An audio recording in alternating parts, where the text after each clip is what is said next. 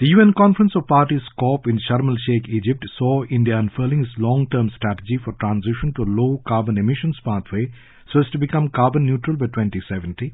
This is premised on expanding its nuclear power capacity by at least threefold in the next decade, besides becoming a global hub for producing green hydrogen and augmenting the proportion of ethanol and petrol to cut its reliance on the fossil fuel.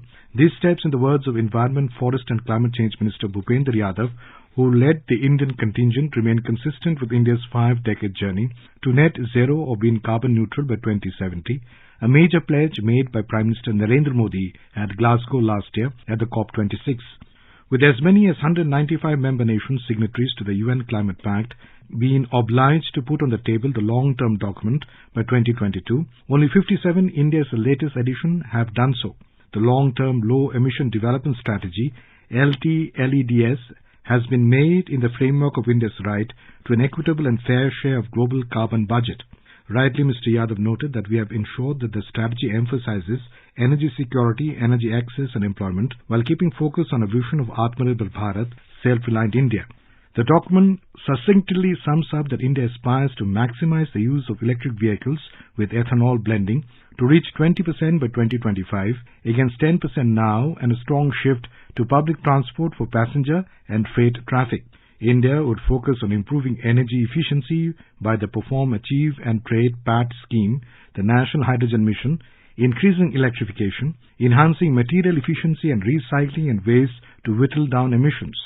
With India's forest and arboreal cover, a net carbon sink absorbing 15% of carbon dioxide emissions in 2016, the country is on track in fulfilling its nationally determined contributions, NDC's, commitment to 2.5 to 3 billion tons of additional carbon sequestration in forest and tree cover by 2030. Even as the NDCs are voluntary commitments by countries to reduce emissions, India's latest updated NDC commits to ensuring half its electricity is derived from non-fossil fuel sources by 2030 and reducing the emissions intensity by 45% below 2005 levels by 2030. India argued for strong international cooperation through action and solutions-oriented coalitions like International Solar Alliance and Coalition of Disaster Resilient Infrastructure, both of which were launched and nurtured by India.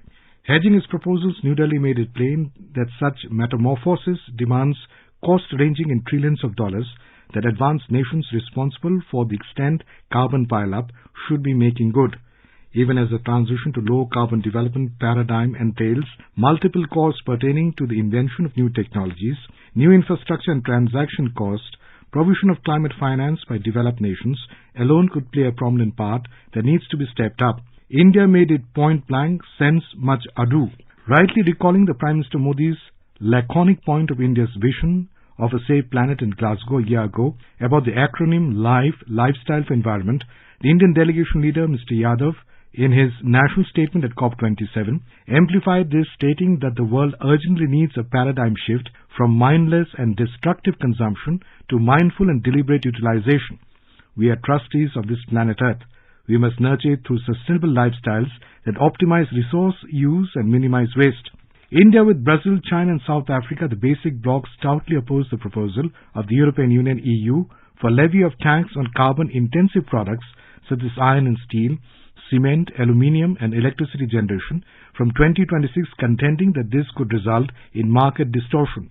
They also excoriated advanced countries, for they had backtracked on finance and mitigation commitments and pledges, and there was marked increase in the consumption and production of fossil fuels in the past year by them.